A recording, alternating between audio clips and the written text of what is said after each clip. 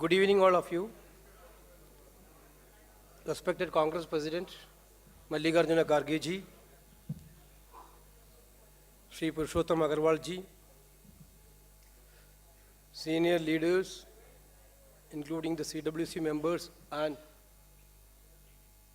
other party senior Neda like D. Raja ji,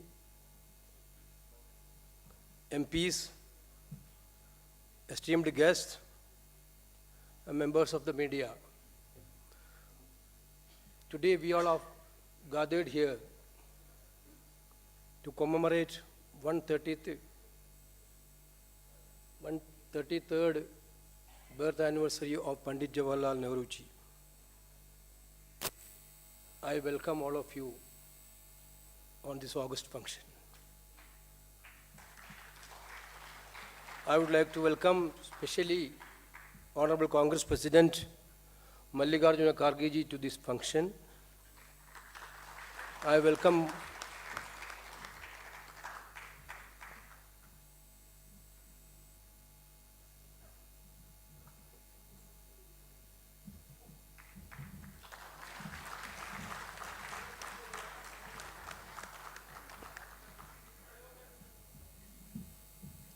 Purushottam Agarwal ji, who came here for a keynote address. Pandit Jawaharlal Nehru ji, the name is a synonym of the modern India. The man who brilliantly led the independent nation and carved out a prestigious position among the world nations. He stood for self-respect, honesty, integrity, and self-esteem of individual and believed in the system of governance. He inspired masses and masses inspired him. Today we all know there are motivated attempts to malign the memory of Pandit Jawaharlal Nehru ji.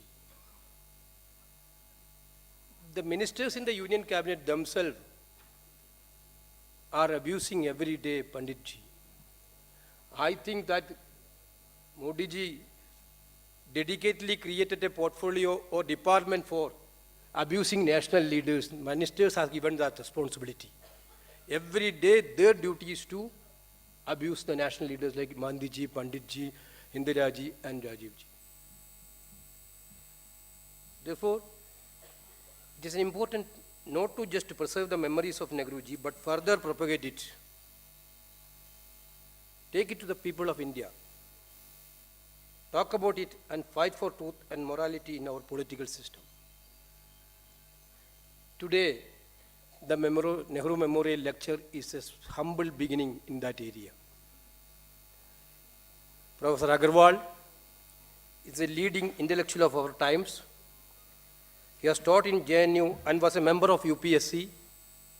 He is known for his works on Indian culture, Sant Kabir and Pandit Jawaharlal Nehru.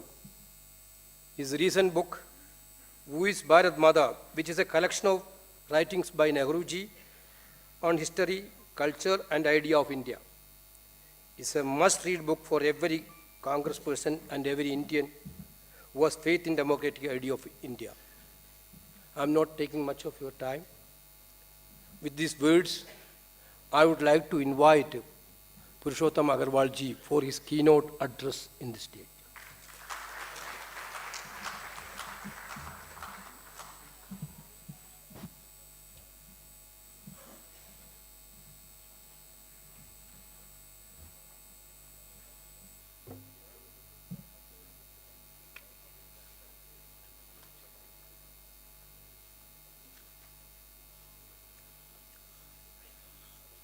माननीय खड़गे जी, कांग्रेस अध्यक्ष वेणुगोपाल जी, सदन में उपस्थित वरिष्ठ राजनेता, गणमान्य नागरिक, दोस्तों, खास करके नौजवान दोस्तों, अरे थैंक यू सर,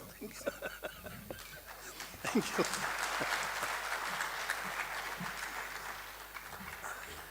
मैं सचमुच अभिभूत हूँ, ओवरवेल्म्ड हूँ कि ऑल इंडिया कांग्रेस कमेटी ने अपने इस महत्वपूर्ण आयोजन में पंडित जवाहरलाल नेहरू पर अपनी बातें रखने का, अपनी सोच रखने का अवसर मुझे दिया। मेरे सौभाग्य से यह अवसर मुझे पिछले वर्ष भी मिला था। पिछले वर्ष भी इसी दिन इसी हॉल में मैंने नेहरू पर व्याख्यान दिया था, लेकिन वो आयोजन एआईसीसी का नहीं था। आयोजन कांग्रेस जनों का ही था, लेकिन एआईसीसी का नहीं था। इसलिए आज का आयोजन एक अतिरिक्त महत्व रखता है और मैं आभारी हूं एआईसीसी का और आयोजकों का कि मुझे ये अवसर दिया गया।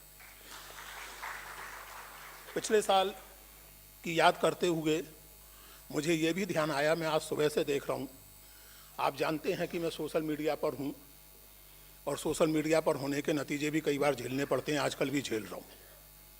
ट्रोलिंग आप जानते हैं। तो मुझे एक बहुत दिलचस्प चीज़ मैंने नोट की इस बार कि हर साल आप जानते हैं कि कुछ लोग 14 नवंबर को एक अभियान के तहत नेहरू जी के प्रति घृणा, तिरस्कार, गालियां, इसका एक पूरा सिलसिला चलाते हैं, हर साल चलाते हैं। अजीब अजीब तरह के ट्रेंड्स करते हैं, अजीब अजीब तरह के ट्वीट्स करते हैं।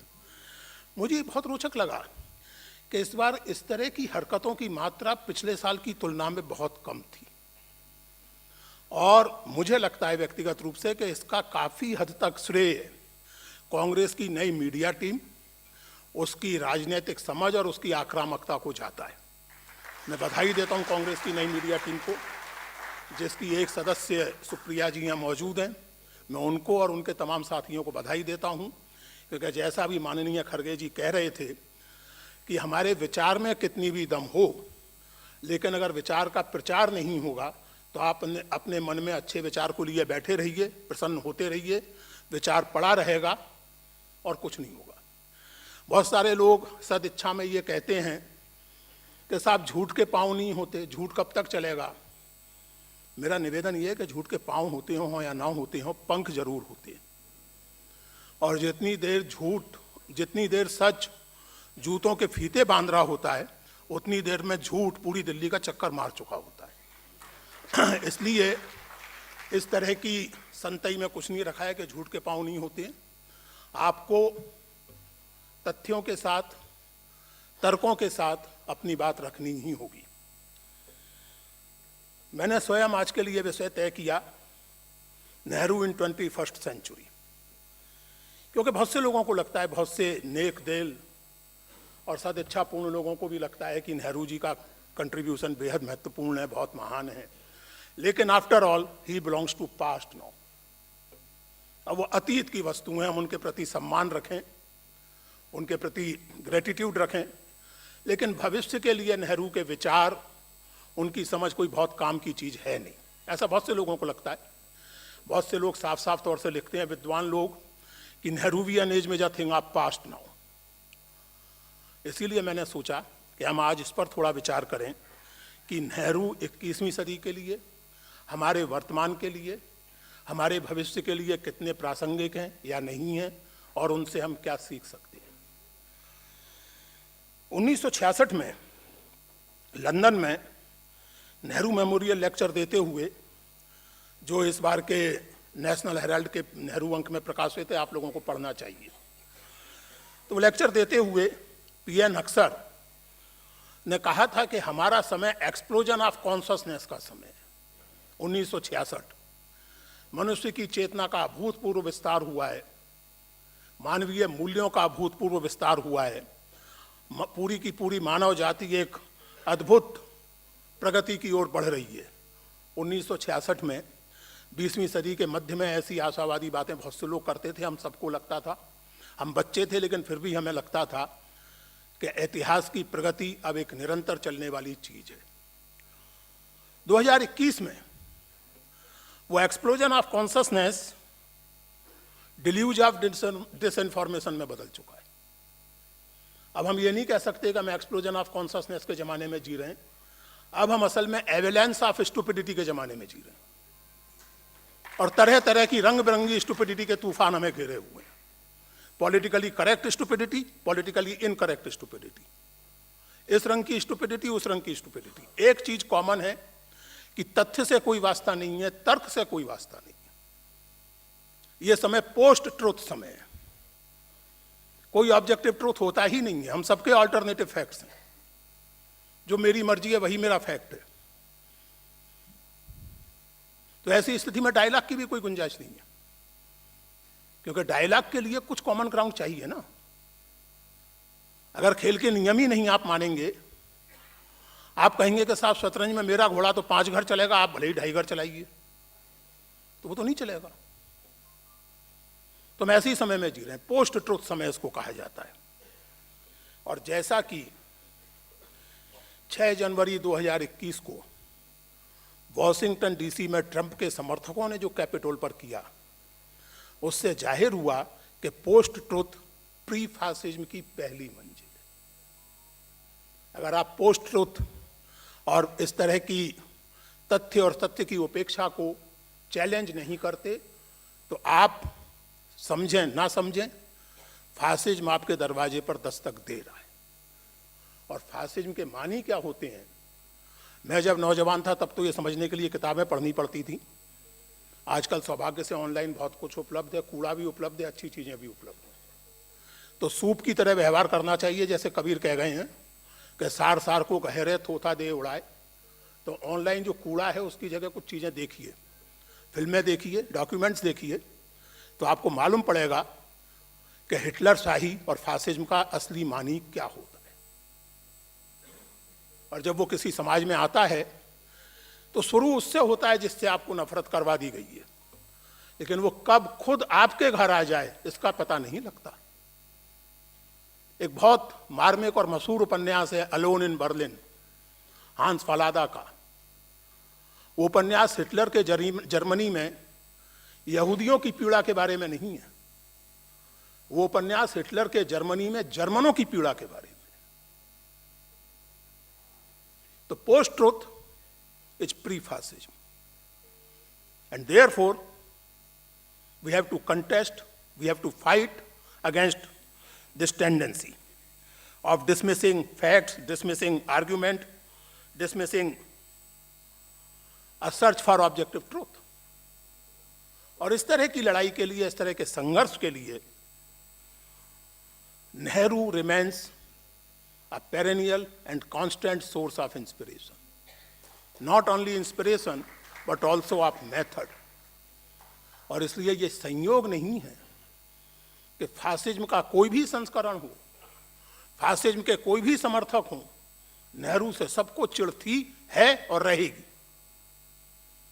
जब इस्लाम के अंदर अहमदियों के साथ होने वाले दुर्व्यवहार पर नेहरू ने कुछ कड़ी टिप्पणी कर दी थी, तो अल्लामा इकबाल ने लिखा था कि पंडित को इस्लाम के बारे में कुछ नहीं आता जाता। उसी तरह जैसे उनके ज़माने के हिंदू राष्ट्रवादी कहते थे और आज तक कहते हैं, और दुर्भाग्य से उसमें बहुत सारे नेहरू के प्रशंसक भी सुर मिलाते हैं कि नेहरू आदमी तो बहुत नेक थे, लेकिन भारतीय संस्कृति खास करके हिंदू परंपरा से उनका कोई खास लेना देना था नहीं। जिस किताब की चर्चा अभी आदरणीय वेणुगोपाल जी ने की, वो किताब इसी तरह के प्रचार से परेशान होकर तैयार की गई किताब है। मित्रों, मैं नेहरू को समझने की, उनके साथ संवाद करने की व्यवस्थित कोशिश कोई पिछले 20 बरस से कर रहा हूँ। 2002 या 2003 में मैंने नेहरू को सिस्टमेटिकली पढ़ना, उनके बारे में सोचना, उनके बारे में लिखना शुरू किया। और 2016 में ऐसी कुछ चर्चा चल रही थी, हमारे मित्र रवि सिंह स्पीकिंग टाइगर वाले, उनके साथ चर्चा चल रही थी कि भाई एक अजीब माइथोलॉजी बन गई है कि नेहरू तो कुछ जानते ही नहीं थे इंडियन कल्चर के बारे में, बस थोड़ा बहुत उन्होंने अपने चला लिया था, हिंदी विंदी बोलना किसी तरह सीख गए थे, बाकी तो वो पूरे साहब थे, जेंटलमैन, अंग्रेज थे। एक निहायत बेहुदा वाक्य नेहरू पर चस्पा कर दिया गया था, जिसको क्षमा करेंगे कि कुछ वर्ष पहले तक कांग्रेसियों ने भी चैलेंज नहीं किया था। और वो वाक्य था निहायत बेहुदा वाक्य, और नेहरू ने कहीं ऐसा कुछ नहीं कहा है कि मैं जन्म में by culture I am a Muslim, bye education I am a British man, and I am a Hindu merely by accident. वैसे तो हम जो कुछ होते हैं सब एक्सीडेंट से ही होते हैं, लेकिन इस वाक्य में जो अवहेलना निहित है, वैसी अवहेलना नेहरू के मन में किसी धार्मिक परंपरा के बारे में नहीं थी, ना हिंदू के बारे में, ना इस्लामी के बारे में, ना ईसाइयत के बारे में। लेकिन ये वाक्य चलता रहा।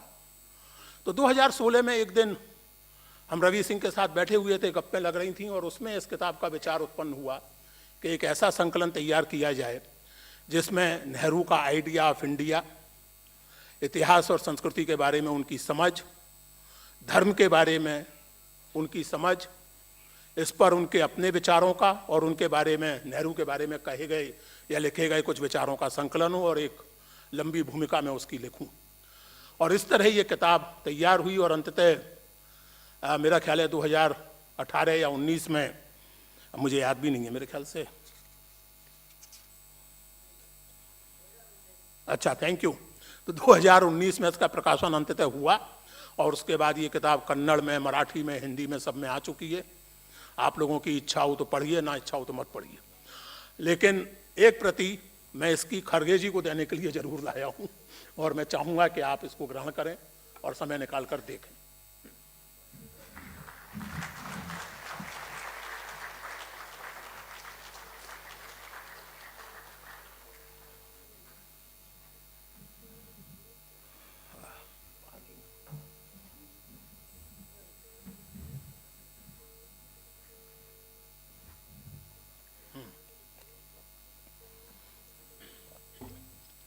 इक्कीसवीं सदी में नेहरू के बारे में सोचते समय हमें एक सलाह याद रखनी चाहिए जो विनोबा भावे ने गांधी जी के प्रसंग में दी थी।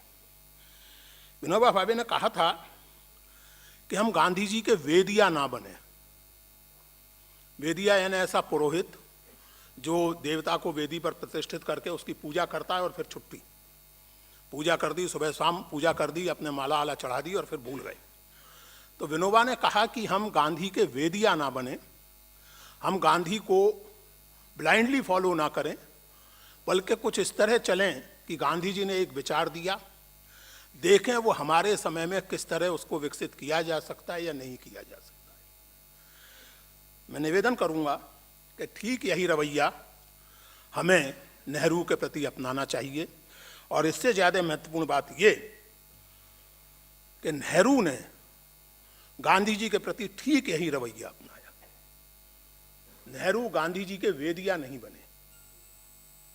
नेहरू ने गांधी के एथिकल विजन को समझा, उसके मर्म को समझा और उसे अपने ढंग से पॉलिटिकल और इकोनॉमिक पॉलिसीज के जरिए, सोशल पॉलिसीज के जरिए लागू करने की कोशिश की। उस कोशिश में कुछ चूकें रही होंगी, कुछ चूकें समय की थीं, कुछ उनकी अपनी रही होंगी। मिसाल के तौर पर औद्योगिकरण के सिलसिले में एनवायरनमेंट की चिंता उस समय नहीं की जाती थी ज़्यादा। इसका मतलब ये नहीं है कि आप आज औद्योगिकरण को रद्द कर दें या औद्योगिकरण की चिंता करते समय आप भी पर्यावरण की चिंता ना करें। ये सही तरीका नहीं होगा किसी से भी सीखने का। तो नेहरू ने गांधी जी के साथ वेदिया जैसा व्यवहार नहीं किया, बल्कि उनके विचारों को एक क्रिएटिव ढंग से इवॉल्व करने की कोशिश की। और इसी तरीके से, इसी अप्रोच से हमें नेहरू को एसेस करना चाहिए कि नेहरू का केवल हिस्टोरिकल सिग्निफिकेंस है या वो हमारे वर्तमान और भविष्य के लिए भी एक इम्पॉर्टेंट पॉइंटर देते हैं, एक ओरिएंटेशन देते हैं। नेहरू के बारे में बात करने से पहले इस बात को रेखांकित करना मैं जरूरी समझता हूं कि भारतीय स्वाधीनता संग्राम केवल पॉलिटिकल इंडिपेंडेंस का आंदोलन नहीं था, वो सोशल रिफॉर्म और कल्चरल रीजेनरेशन का भी आंदोलन था। उसमें नेशनलिज्म था, जिंगोइज्म नहीं था। उसमें अपनी उपलब्धियों पर गर्व था तो अपनी कमजोरियों पर पर्दा डालने की कोशिश नहीं थी। उसमें भारतीय समाज और परंपरा का निंदा करने का भाव नहीं था, लेकिन उसका ब्लाइंड ग्लोरिफिकेशन करने की भी जरूरत कॉन्फिडेंट लोग नहीं महसूस करते। जिन्हें अपने आप पर विश्वास होता है वो फालतू की हवाबाजी नहीं करते, जुमलेबाजी नहीं करते, वो तथ्यपरक बात करते हैं और अगर कोई कमी है तो मान लेते हैं। अब अगर मैं आपसे ये कहूं कि साहब मैं तो ऋतिक रोशन की तरह हैंडसम हूं, तो आप या तो हंसेंगे या मेरे ऊपर करुणा करेंगे कि अरे पागल है, दिमाग इसका ठीक नहीं है, यही करेंगे ना आप। तो वास्तविकता को फेस करना चाहिए, सीखना चाहिए मनुष्य को भी और समाज को भी। तो हमारे स्वाधीनता आंदोलन की सबसे बड़ी विशेषता ये थी। और इसी के साथ चूंकि वो स्वाधीनता आंदोलन अपने अंतर्राष्ट्रीय पहलुओं के प्रति बहुत सचेत था और सजग था, इसलिए the Indian freedom movement was also the beginning of the end of colonialism itself. और ये उसका यूनिक हिस्टोरिकल सिग्निफिकेंस है। और इसीलिए अमेरिका के अश्वेत नेता और लेखक डिबोई ने बहुत मार्के की बात कही थी और मैं उनको उद्धृत करना चाहूंगा। उन्होंने कहा कि भारतीय स्वाधीनता का महत्व ब्रिटेन में लोकतंत्र की स्थापना से अधिक है, यूनाइटेड स्टेट्स में दासता की समाप्ति होने से अधिक है और सोवियत क्रांति से अधिक है। आधुनिक इतिहास की, डिबोई के अनुसार आधुनिक इतिहास की सबसे महत्वपूर्ण तिथि है 15 अगस्त 1947 भारतीय स्वाधीनता की तिथि। अब इसे विडंबना ही कहा जा सकता है या भगवान का प्रकोप कहा जा सकता है कि अपने देश में ऐसी तिथि को लेकर के आजकल लोग तरह तरह की रंग बिरंगी बातें करते हैं और उसको लेकर के उन्हें ना कोई संकोच होता है ना लाज होती है। खैर, उनकी वो जाने। लेकिन ये सही है कि भारतीय स्वाधीनता आंदोलन यूनिवर्सल ह्यूमन वैल्यूज को एक पॉपुलर पॉलिटिक्स में गूंथने की कोशिश थी और इसमें मैं स्वाधीनता आंदोलन की सभी प्रगतिशील आवाजों को शामिल कर रहा हूं, चाहे वो कांग्रेस की आवाजें हों, चाहे वो कांग्रेस के भगत सिंह और अंबेडकर जैसे आलोचकों और विरोधियों की आवाजें हों। लेकिन यह बहुत स्पष्ट था कि इनमें से किसी के लिए भी स्वाधीनता का संबंध सामाजिक संबंधों की पुनर्रचना से था। सामाजिक संबंधों की पुनर्रचना के बिना स्वाधीनता, यह उस समय का कोई समझदार व्यक्ति नहीं सोचता था, न मानता था। और इसीलिए इसी ओरिएंटेशन के कारण दादा धर्माधिकारी ने बहुत सही शब्द उस समय के इंडियन नेशनलिज्म को दिया था। उन्होंने उस समय के स्वाधीनता आंदोलन के इंडियन नेशनलिज्म को और उसकी विरासत को मानवनिष्ठ भारतीयता कहा था, ह्यूमन इंडियन नेशनलिज्म। क्योंकि नेशनलिज्म तरह तरह के हो सकते हैं। एक नेशनलिज्म हिटलर का था जिसने न केवल यूरोप को बल्कि जर्मनी को भी एक विनाश के कगार पर धकेल दिया, और एक नेशनलिज्म भारत जैसे देश का था जो बेसिकली एंटी कॉलोनियल होने के साथ साथ समाज के और संस्कृति के पुनर्गठन का आंदोलन था, और इसलिए वो यूनिवर्सल ह्यूमन वैल्यूज से कटकर रह ही नहीं सकता था। आप 1931 के कांग्रेस के कराची प्रस्ताव को याद करें, सोशल और इकोनॉमिक रेजोल्यूशन। आपके संविधान की, भारतीय संविधान की पूर्व गूंज आपको उस प्रस्ताव में सुनाई पड़ जाएगी। और वो प्रस्ताव नेहरू और सुभाष बोस ने मिलकर तैयार किया था। उस प्रस्ताव को अधिवेशन में गांधी जी ने प्रस्तुत किया था और अधिवेशन की अध्यक्षता सरदार पटेल कर रहे थे। ये जानबूझ करके इसलिए रेखांकित कर रहा हूं कि आजकल बहुत सारे लोग इन नेताओं के मतभेदों पर अपने ओछेपन को आरोपित करते हैं। सोचने समझने वाले लोगों में मतभेद होते ही हैं, लेकिन वो मतभेद ओछे लोगों के मतभेदों से अलग तरह के होते हैं। तो ये क्या प्रस्ताव था? ये प्रस्ताव था कि आजादी आने पर भारत की जो सरकार होगी वो डेमोक्रेटिक राइट्स और सिविल लिबर्टीज के प्रति कमिटेड होगी, स्त्री और पुरुष को समान काम के लिए समान मजदूरी देने के लिए कमिटेड होगी, दलितों के अधिकारों के लिए कमिटेड होगी, औद्योगिकरण के जरिए गरीबी दूर की जाएगी, और state will be neutral to each and every religion. This was 1931 Karachi. इसीलिए मैंने कहा कि दादा धर्माधिकारी ने बहुत सही शब्द दिया भारतीय राष्ट्रवाद को, मानवनिष्ठ भारतीयता, nationalism rooted in universal human values, not nationalism rooted in jingoism and rejection of universality of human values. जैसा कि विनोबा ने संकेत किया था गांधी के संदर्भ में, मैंने जैसे आपसे कहा कि नेहरू ने गांधी जी के साथ उसी तरह का रिश्ता बनाया, और वो ये मानने को तैयार नहीं होते थे कि कोई अलग से नेहरू लाइन दी गई है। आर के करंजिया को एक बहुत लेंथी इंटरव्यू उन्होंने दिया था 1960 में, जो लंदन से छपाए the mind of mister Nehru के नाम से। उसमें करण जी बार बार ये अंडरलाइन करते हैं कि आपने कुछ अलग सोचा है, Nehru line, Nehru policy, Nehruvianism. Nehru consistently कहते हैं कि देखिए, we are only following Gandhi जी's teachings, there is no Nehru line, there is only one Gandhi line, one line, and that is Gandhi line, and that actually is the Indian approach. ध्यान दीजिए, एक ही line है कांग्रेस की, वो गांधी लाइन है, और गांधी लाइन इंडियन अप्रोच है। ये शब्द बहुत महत्वपूर्ण है। इंडियन अप्रोच ये बेहद महत्वपूर्ण शब्द है, मैं इस पर थोड़ी बात करूंगा अभी, लेकिन पहले हम लोग ये रेखांकित कर लें कि इस वक्तव्य को नेहरू की विनम्रता के तौर पर पढ़ा जाना चाहिए, नेहरू की ऑब्जेक्टिविटी, नेहरू की ओरिजिनलिटी के नकार के तौर पर नहीं। बड़े लोग ऐसे ही बात करते हैं। बाबा तुलसीदास ने लिखा है, कवित विवेक एक नहीं मोरे, सत्य कहूं लिखी कागद कोरे। अब कोई महानुभाव अगर इसको शब्द से ले लें और मान लें कि क्या करना है तुलसीदास को पढ़ के, तो खुद ही कह रहे हैं कि मुझे कविता लिखना नहीं आता, तो इससे तुलसीदास का कवित विवेक नहीं स्पष्ट होता, इन महानुभाव की महानता प्रकट होती है। ये विनम्रता का वक्तव्य है। बड़े लोग अपने बारे में थर्ड पर्सन में बात नहीं करते। बड़े लोगों को यह कहने की जरूरत नहीं पड़ती कि मैंने फलाना तीर मारा, जो तीर मारा है वो दिखता है। तो नेहरू को यह अलग से कहने की जरूरत नहीं थी, करण जी जानते थे, लेकिन वो नेहरू के मुंह से कहलवाना चाहते थे, और नेहरू ने इनकार किया। नेहरू ने कहा कि Gandhi line, in other words Indian approach. Now this expression Indian approach, friends, is extremely significant. What does an Indian approach mean? Why Nehru insisted on Indian approach?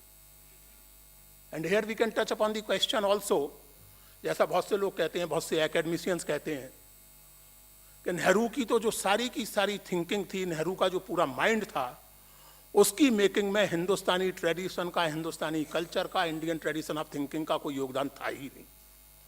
तो सब कुछ फेबियन सोशलिज्म से, ब्रिटिश पॉलिटिकल थॉट से उन्होंने सीखा और उसको हिंदुस्तान में लागू किया। अभी पिछले दिनों एक महत्वपूर्ण पुस्तक नेहरू पर लिखी गई है, वो एक नेहरू मेमोरियल लाइब्रेरी में दिया गया लेक्चर था, उसका प्रकाशित रूप है।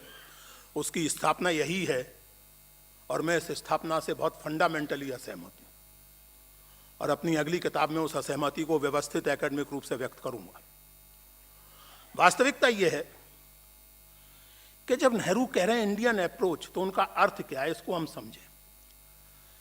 भारत के बारे में बहुत लोकप्रिय मेटाफर है गुरुदेव रविंद्रनाथ ठाकुर का, महामानव समुद्र। दुनिया भर की सभ्यताएं और संस्कृतियां यहां आती गई और इस तरह ये भारत नाम का मानव समुद्र बना है। नेहरू का प्रिय मेटाफर ये नहीं था। नेहरू का प्रिय मेटाफर था पैलिम्सेस्ट, किसी पुरानी मैन्यूस्क्रिप्ट का कोई पन्ना। और नेहरू ने एक्सप्लेन किया है उस मेटाफर को एक दो जगह, डिस्कवरी में भी और ऑटोबायोग्राफी में भी, कि ये एक ऐसा पैलिम्सेस्ट है, हिंदुस्तान मुझे एक ऐसा पैलिम्सेस्ट लगता है जिस पर ना जाने कितनी इबारतें एक के बाद एक लिखी गई हैं, लेकिन किसी भी अगली इबारत ने पिछली इबारत के अक्षरों को पूरी तरह इरेज नहीं किया है। और ये बात आप अपने अनुभव से देख सकते हैं, अगर देखना सीख लें तो। आपकी जो बैलगाड़ी है वो मोर और लेस वैसी ही है जैसी मोहनजोदड़ो और हड़प्पा के लोग इस्तेमाल करते थे। हल भी लगभग वैसा ही है आज तक।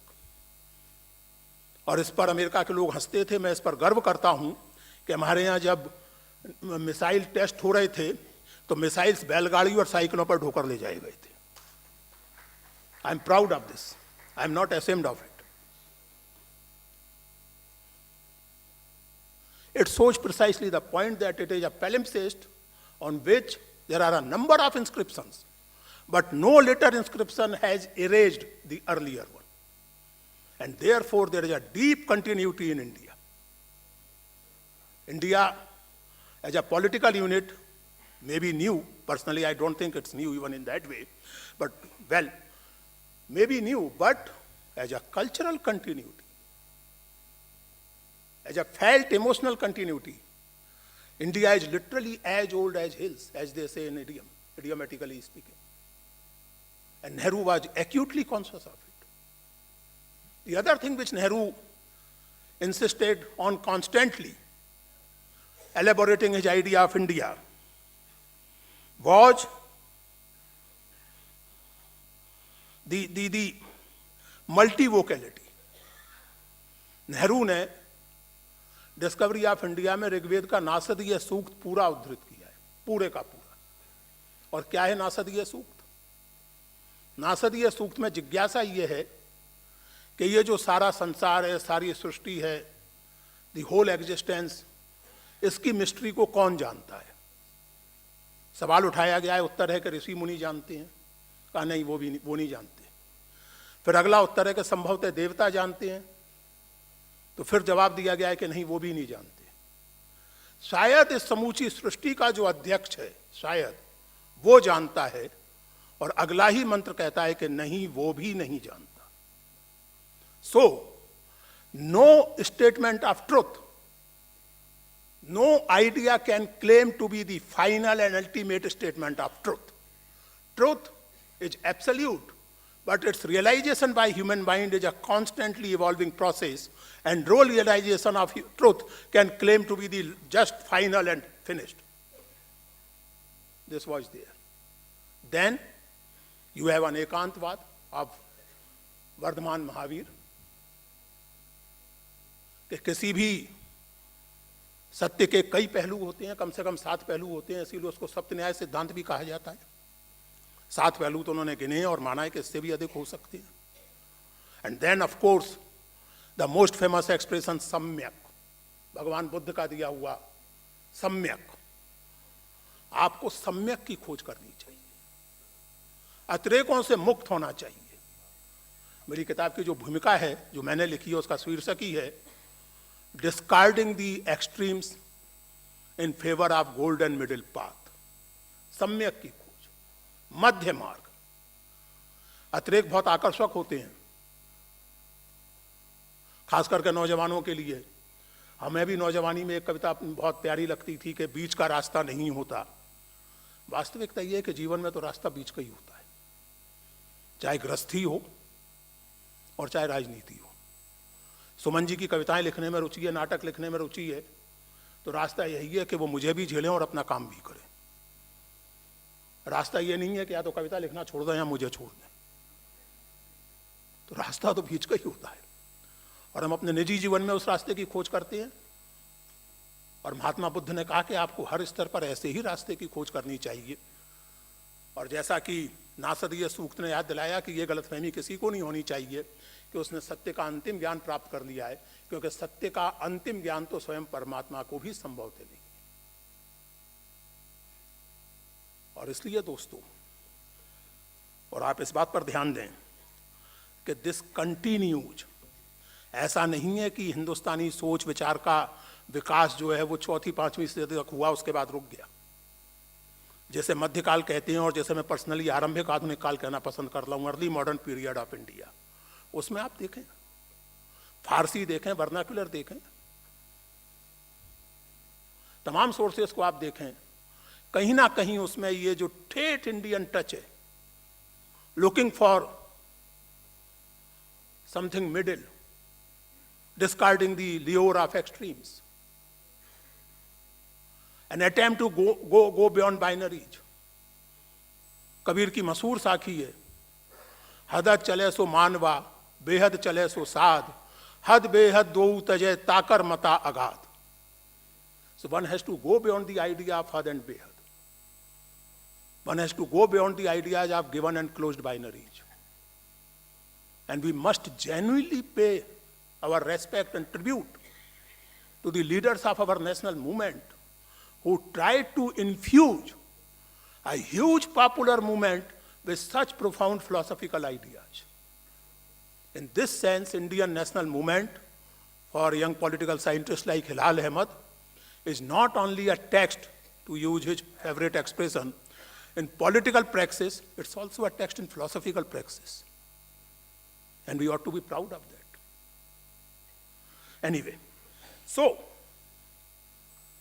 अब आप इस बात पर ध्यान दें, नेहरू के बारे में एक उपप्रचार ये किया गया है कि साहब वो तो धर्म और अध्यात्म इन सब चीज़ों के प्रति बहुत उदासीन थे, वो तो साइंस एंड टेक्नोलॉजी से ऑब्सेस्ड थे, उनके बारे में लिखा गया है कि अब नेहरू इसलिए इर्रेलेवेंट हैं क्योंकि अपने ज़माने में नेहरू समझ नहीं पाए कि 21वीं सदी में प्रोग्रामिंग और प्रेयर, कंप्यूटर प्रोग्रामिंग और प्रेयर साथ साथ चलेगी, सॉफ्टवेयर और स्पिरिचुअलिटी साथ साथ चलेगी, इसलिए नेहरू इर्रेलेवेंट है। अब अगर स्पिरिचुअलिटी का मतलब गुरु फलाने और गुरु ठिकाने हो तो अलग बात है, लेकिन अगर स्पिरिचुअलिटी का थोड़ा गंभीरता से आप संधान करें, थोड़ा उसको गंभीरता से देखें, तो नेहरू मनुष्य की स्पिरिचुअल क्वेस्ट, उसकी स्पिरिचुअल बेचैनी के प्रति बहुत सचेत थे, बहुत सजग थे। उसी बातचीत में जिसका मैंने हवाला दिया करंजिया के साथ 1960 में, Nehru was realising, he was almost making a prophecy the technological civilisation is creating a spiritual emptiness in human mind, and we have to think about it, we have to do something about it. A spiritual emptiness being caused by technological civilization. This is Jawaharlal Nehru, supposedly indifferent to spirituality or such things, in 1960, talking to Karanjia.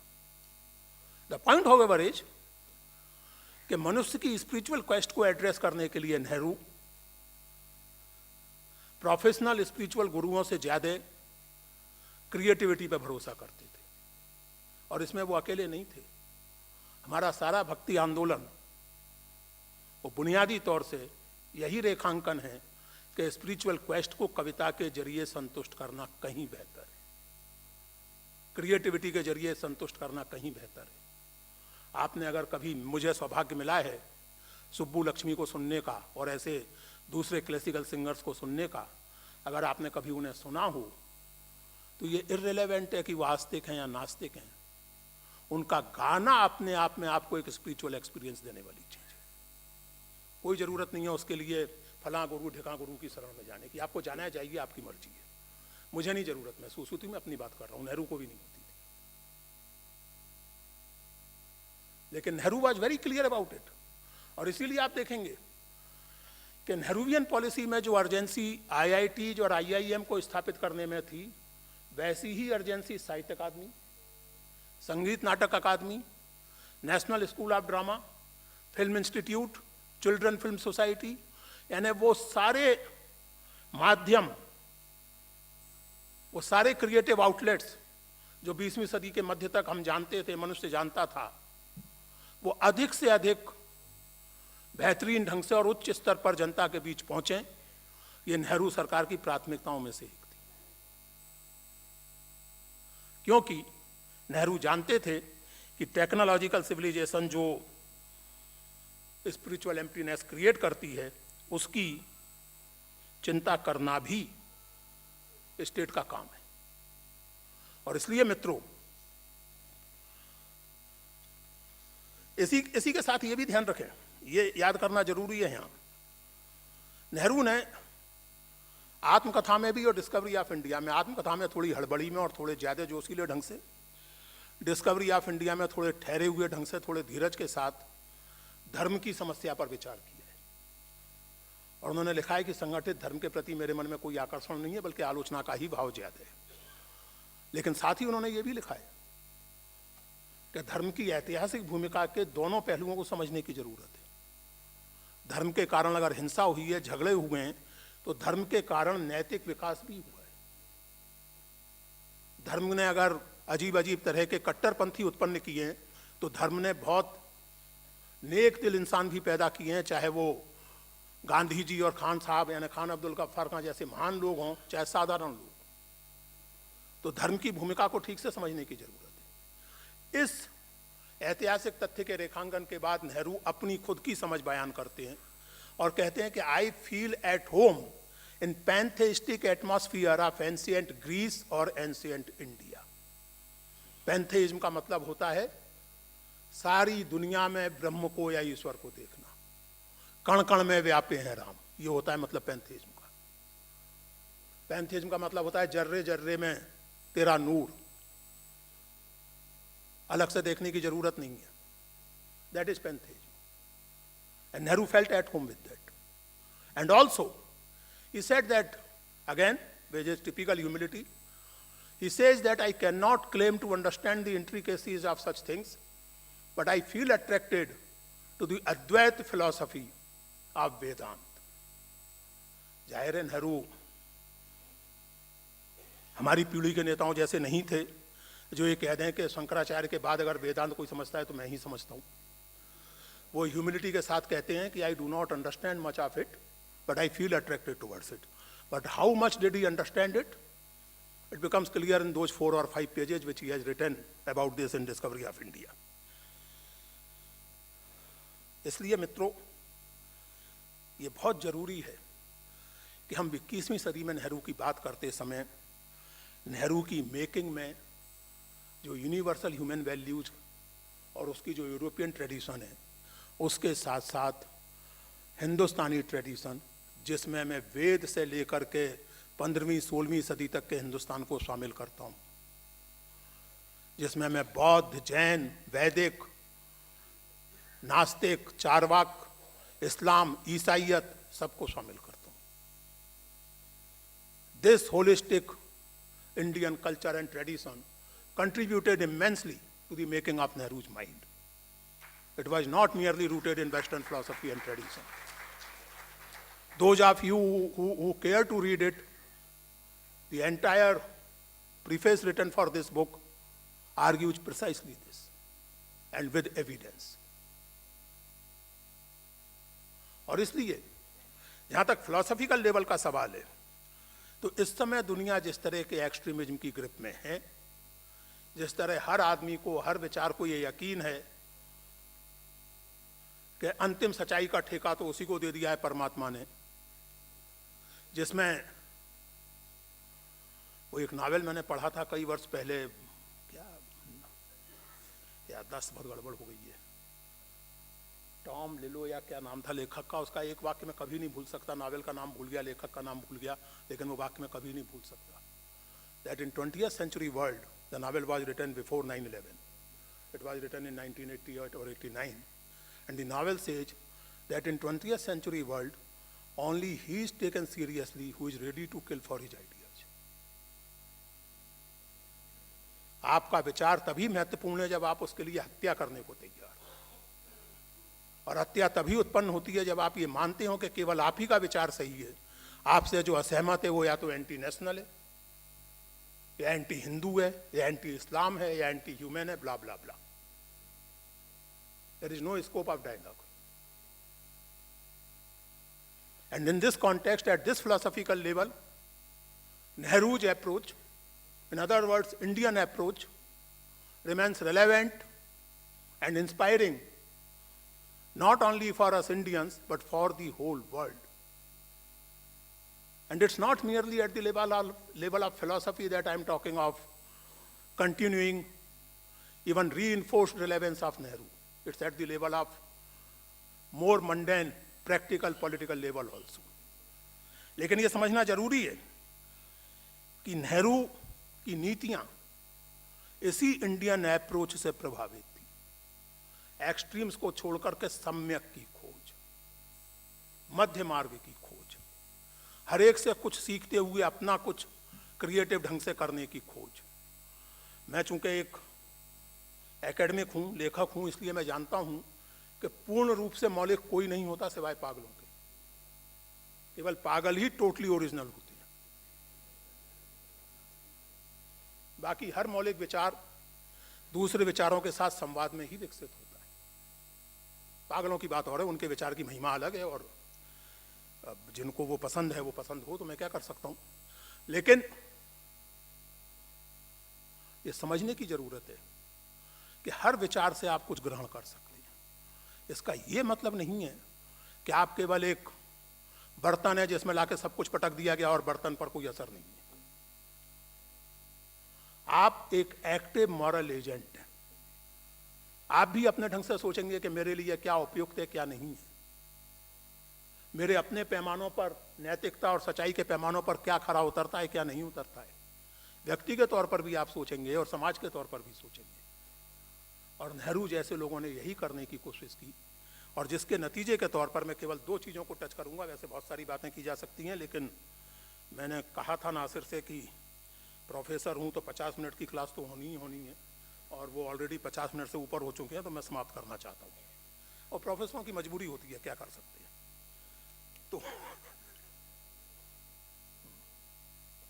तो मैं केवल दो चीजें बहुत मोटे तौर पर, और जो सबसे ज्यादा चर्चित हैं, सबसे ज्यादा महत्वपूर्ण है, अर्थनीति और विदेश नीति। नेहरू की अर्थनीति की बड़ी खिल्ली उड़ाई गई।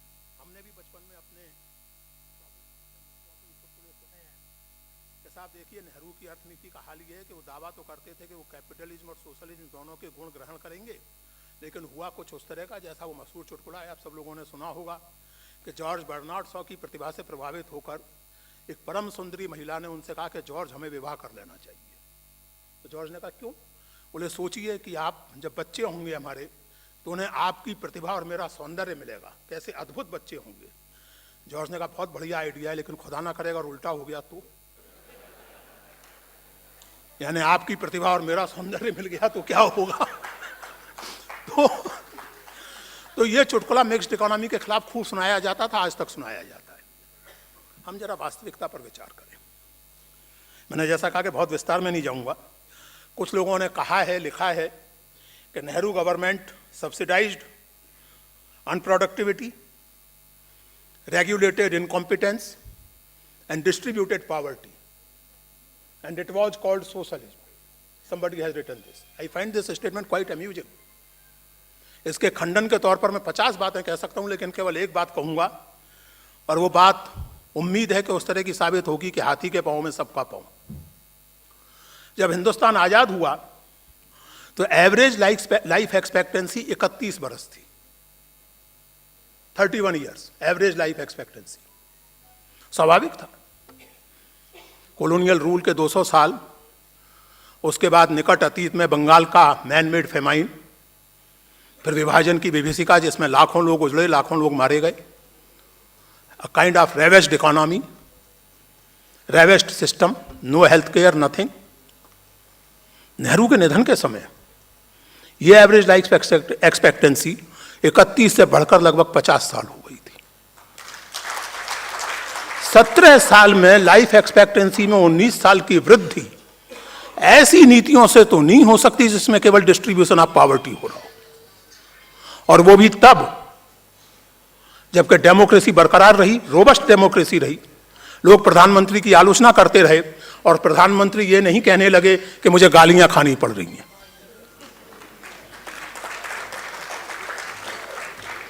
आलोचना करते रहे लोग और नीतियां चलती रही। लोग, आजकल के लोग, एक समस्या हमारे पूरे समाज के साथ, खास करके नई पीढ़ी के साथ यह है, और फिलोसफिकली इसको कहें तो हमारा सारा सोच इस समय सिंक्रोनिक हो गया है। डायक्रनी, यानी यूँ कहिए कि जो समकालीन है वही दिखता है, इसके पीछे का इतिहास हम लोग आमतौर से देखने को राजी नहीं होते, और कोई दिखाने की कोशिश करे तो गरियाने लगते हैं उसे। चीन के साथ बहुत तुलना की जाती है, और खास करके ये रोचक बात है कि ये तुलना वो लोग करते हैं जिन्हें चीन के पॉलिटिकल सिस्टम में रहना पड़े तो 2 दिन में बाप बाप करते भागेंगे। They take their individual freedom for granted, but they praise China to the sky and in the same measure condemn Nehru and his successors. साहब देखिए चीन कहाँ पहुंच गया और हम कहाँ हैं। चीन के शहर देखिए, चीन का ये देखिए, वो देखिए। बड़ी सुविधा से लोग भूल जाते हैं कि ग्रेट लीप फॉरवर्ड के चक्कर में जो अकाल चीन में पड़ा था उसमें 30 लाख लोग मारे गए थे, और यह सूचना लोगों को अभी 10 साल पहले जाके मिली है। There was a complete ban and censorship on any kind of spread of news inside or outside China. Bharat में अकाल पड़ता था, बाढ़ आती थी, कोई भी दुर्दैव होता था, अखबारों में चर्चा होती थी, पार्लियामेंट में सरकार पर हमले होते थे, अखबारों में हमले होते थे और सरकार को सफाई देनी पड़ती थी। एक घटना याद आती है दोस्तों, मैं उन दिनों यूपीएससी का सदस्य था, सन 2011 या 12 की बात है। तो इंटरव्यू में एक नौजवान आया मेरे सामने और उसने एकदम से मनमोहन सिंह की या भारत सरकार की आर्थिक नीतियों की आलोचना और चीन का गुणगान शुरू किया। तो मुझे बहुत मजा आया सुन के। मैं उसको प्रोब करता रहा, वो कहता रहा। फिर मैंने उससे एकाएक कहा कि यार सुनो, जरा कल्पना करो कि इंटरव्यू बीजिंग में हो रहा है, तो जैसा इस तरह के बच्चों के साथ होता है, कोचिंग वोचिंग करके आते हैं, बढ़िया आसमानी रंग का सूट टाई पहनकर, सोचने की तकलीफ कम करते हैं, रटने का काम ज़्यादा करते हैं। बोले sir I didn't get your point. मैंने कहा आई टेल यू। मैंने कहा भाई साहब, ये इंटरव्यू अगर बीजिंग में हो रहा होता और आप माओ से तुंग और वर्तमान शासक हु जिनताओ की वैसी खिंचाई कर रहे होते जैसी नेहरू और मनमोहन सिंह जी की कर रहे हैं, तो आप ही नहीं बल्कि ये जो मेरे 4 साथी बैठे हैं और मैं, हम 6 लोगों के बारे में हमारे परिवार वाले ढूंढते ही रह जाते कि कहाँ गायब हो।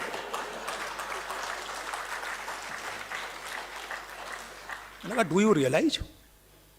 मैंने कहा you are condemning in democracy, you are abusing democracy in civil service interview because you are confident, and you are rightly confident, that your views about democracy or your views about Nehru or your views about present government are not going to affect your prospects in a negative way. You are confident of that, and that is why you are talking like that. And you are rightly confident about it. We are not going to hold this against you. But please think about it. You take democracy for granted. और फिर मतलब आपको लगता है कि democracy too much हो गई है। वो मिडिल क्लास के लिए डेमोक्रेसी टू मच तभी होती है जब डोमेस्टिक हेल्प राइट्स की बात करने लगे, वरना तो डेमोक्रेसी बहुत अच्छी चीज है। लेकिन डोमेस्टिक हेल्प कहने लगे कि सर जी मुझे भी इतवार की छुट्टी चाहिए, तो डेमोक्रेसी इज टू मच। जब ड्राइवर कहने लगे कि साहब 10 घंटे की ड्यूटी के बाद बुलाओगे तो ओवर टाइम लूंगा, तो then democracy is too much. Because democracy is my privilege, it's not everybody's right. Unfortunately और fortunately that is not the case. अभी जब किसान आंदोलन हुआ, मैं समकालीन राजनीति पर कोई टिप्पणी नहीं करना चाहता, लेकिन एक बड़े पदाधिकारी ने कहा था कि हिंदुस्तान में सही economic decisions to much democracy की वजह से संभव नहीं होते। डेमोक्रेसी से ये जो चिढ़ है, ये चिढ़ स्वाभाविक है, और ऐसे चित्त में चिढ़ नेहरू के प्रति अनिवार्यतः होती है, क्योंकि डेमोक्रेसी से चिढ़ फासिज्म की प्रतीक्षा का लक्षण है, आत्मघाती प्रतीक्षा का लक्षण है। इसीलिए ऐसे लोगों को लगता है कि there is too much democracy. You can criticise democracy, of course one must criticise democracy. Democracy can be criticised for not being democratic enough. Democracy can be criticized for turning into majoritarianism in the name of democracy. Democracy can be criticized just for being formal democracy and losing its content. But भगवान जाने भविष्य में क्या होगा, लेकिन कम से कम अभी तक डेमोक्रेसी से बेहतर सिस्टम ऑफ गवर्नेंस मनुष्य की चेतना सोच नहीं पाई। ये वास्तविकता है। और नेहरू इस बात के प्रति बेहद सचेत थे, इसीलिए वो एक चुटकुला है, अपॉक्रिफल स्टोरी है, मुझे नहीं लगता कि वास्तव में ऐसा हुआ होगा, लेकिन चुटकुलों में भी कुछ बात तो होती है। कहा जाता है कि एक बार नासर ने या किसने कहा कि I keep my communist in jail, तो नेहरू ने कहा I keep them in parliament, it helps me. Yes, it helps me to keep my critics in parliament, because they point out कि कहाँ क्या गड़बड़ है। तो दोस्तों, जिस मिक्स्ड इकोनॉमी की या स्टेट इंटरवेंशन वाली इकोनॉमी की इतनी निंदा की जाती है और इस तरह की सपाट बातें की जाती हैं, मैंने इसीलिए आपसे कहा कि हाथी के पांव में सबका पांव वाली बात, ऐसी इकोनॉमी के चलते डेमोक्रेसी रहते हुए लाइफ एक्सपेक्टेंसी में 17, 18 या 19 साल का उछाल तो नहीं आ सकता था जो आया। अभी जब कोविड का संकट हुआ 2020 में, आपको याद होगा कि अमेरिका में क्या हालत हुई थी। न्यूयॉर्क में लोग मरे थे, और न्यूयॉर्क टाइम्स ने अपने एक अंक में लाखों अमेरिकियों की लिस्ट छापी थी, केवल उनके नाम छापे थे और कुछ नहीं था उस अंक में। वो अंक संभवतः 10 अप्रैल 2020 का अंक था। मैं उस समय अमेरिका में ही था संयोग से। न्यूयॉर्क में लोग मर रहे थे। क्यों? इसलिए नहीं कि बीमारी पर से लाइलाज थी, बल्कि इसलिए कि अस्पतालों में बिस्तर नहीं थे, बल्कि इसलिए कि ऑक्सीजन टैंक्स नहीं थे। और वैसे भी जब मैंने इसको समझने की और अध्ययन करने की कोशिश की, तो मुझे मालूम पड़ा कि अमेरिकन सिस्टम में हेल्थ आपका राइट नहीं है, यह कमोडिटी है जो आपको बाजार से खरीदनी है।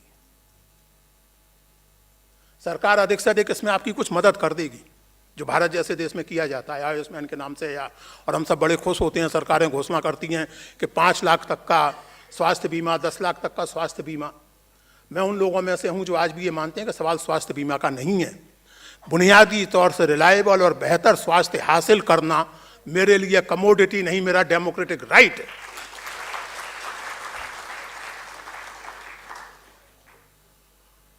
दो 2017 में एलिजाबेथ रोजेंथल नामक विदुषी ने एक पुस्तक लिखी है, an American sickness, and it's about the nexus between insurance industry in USA and health industry in USA. और उसमें उन्होंने उदाहरण देकर बताया, इंस्टांसेस कोट किए हैं कि आपको बीमारी है तो अस्पताल आपका बिल आपको नहीं देगा, वो आपकी इंश्योरेंस कंपनी को देगा, क्योंकि इंश्योरेंस कंपनी के साथ उसका कैसा तालमेल है इस पर निर्भर करेगा कि इंश्योरेंस कंपनी आपसे इलाज के 5 रुपए चार्ज करेगी या 50 रुपए। और एक ही बीमारी के लिए एक इंश्योरेंस कंपनी आपसे 5 रुपए चार्ज कर सकती है, दूसरी उसके लिए 50 रुपए चार्ज कर सकती है, क्योंकि यू आर जस्ट इंसिडेंटल। खेल तो इंश्योरेंस कंपनी और हेल्थ कंपनी के बीच में है। Therefore, she rightly titled her book, her study of this system, as American Sickness. And the limits of this American sickness came out painfully during the COVID.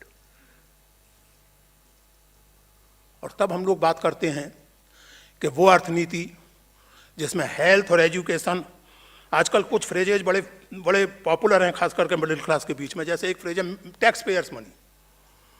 साहब, tax payer money ऐसे क्यों खर्च होता है? जैसे कि टैक्स केवल income tax होता हो, जैसे टैक्स केवल वही देते हैं जो अच्छी कमाई करते हैं। टैक्स वो भी देता है जो 50 पैसे की चाय पीता है दिन भर की मेहनत के बाद। It's not only the middle class, income tax paying class which is taxpayer. So he is also a stakeholder. That poor man, that poor woman is also a stakeholder in the system. एक phrase है बहुत, government has no business to be in the business. मैंने ये phrase पहली बार स्वर्गीय श्री अरुण जेटली के मुंह से एक टीवी डिबेट में सुना था और मुझे बहुत आनंद आया था सुनकर। मैंने कहा मैं आपसे पूरी तरह सहमत हूं, केवल एक निवेदन है। बोले कहिए। तो जो मैंने वहां कहा वही मैं यहां दोहराता हूं। मैंने कहा I agree, government has no business to be in the business, but government has every business to be in the business of health and education. And Nehruvian economy was motivated by this realization that there are certain activities which just cannot be left to the private sector. There has to be a state presence, there has to be a state intervention in certain activities of economy. बहुत बात की जा सकती है मित्रों, लेकिन जैसा मैंने आपसे कहा कि अगर दूसरी क्लास शुरू हो गई तो फिर 50 मिनट और, इसलिए अब वो नहीं होना चाहिए। बहुत संक्षेप में फॉरेन पॉलिसी के बारे में, उसमें भी ज्ञानी लोग कहते हैं कि साहब, एक सज्जन ने लिखा है कि the smartness lies in joining the winner. India should have joined USA in 50s itself. देखिए, एक अज्ञान के बड़े सुख होते हैं। Knowledge is quite a torturous thing, you know, it's bliss to be ignorant. अभी जो सज्जन है, बड़े लोकप्रिय उपन्यास लेखक फेखक हैं, ये इन्हें ये पता ही नहीं है कि सेटो और सीएटो क्या थे, और जिन्होंने सेंटो और सीएटो के जरिए यूएस छतरी अम्ब्रेला ज्वाइन किया, उनका क्या असर हुआ। इन्हें ये भी नहीं पता है कि 50s में सोवियत संघ था और नेहरू सौभाग्य से नॉस्ट्राडामस नहीं थे कि जान लेते कि 1991 में सोवियत संघ विघटित हो जाएगा और दुनिया यूनिपोलर हो जाएगी। तीसरी और सबसे महत्वपूर्ण बात यह, जैसा कि डिस्कवरी ऑफ इंडिया के अंत में नेहरू ने लिखा है कि भारत की नियति किसी भी महाशक्ति का पुछल्ला बनने की नहीं, बल्कि दुनिया की राजनीति में अपनी एक महत्वपूर्ण भूमिका निभाने की। और इसलिए non alignment was the most creative application of the idea of Samyak and Madhya. And that is why it caught imagination of all newly independent Asian and African states, including some like Yugoslavia and Europe as well. और उसके फायदे और नुकसान की अगर बात की जाए तो केवल इतना कहना काफ़ी है कि वाइजली एंड फॉर्चुनेटली, नेहरू की आलोचना लोग कितनी भी कर लें, गरिया उन्हें कितना भी लें, फॉरेन पॉलिसी में अभी तक आप अंततः सारते नेहरू लाइन पर ही चल रहे हैं, और इसके लिए आपका धन्यवाद और परमात्मा का धन्यवाद कि आप यूक्रेन और रूस के विवाद में एक सीमा के आगे नहीं बोल रहे। थोड़ी बहुत निंदा विंदा इधर उधर की कर देते हैं, लेकिन यूएन में एब्सटेन कर जाते हैं। इसी में समझदारी है, नॉन अलाइनमेंट के इस्तेमाल में ही समझदारी है। और वैसे भी आज से नहीं बल्कि कई सालों से ये Nehruvian understanding of world affairs का ही एक एक्सटेंशन है कि भारत दूसरी बड़ी और इमर्जिंग इकोनॉमीज के साथ मिलकर एक अलग इकोनॉमिक एक्सेस क्रिएट करने की प्रोसेस का हिस्सा है। Brazil, south Africa, Russia, China, क्योंकि यूनिपोलर वर्ल्ड किसी के हित में नहीं है। सच यह है कि स्वयं अमेरिकन नागरिक के हित में नहीं। और इसलिए मैंने जैसे आपसे कहा कि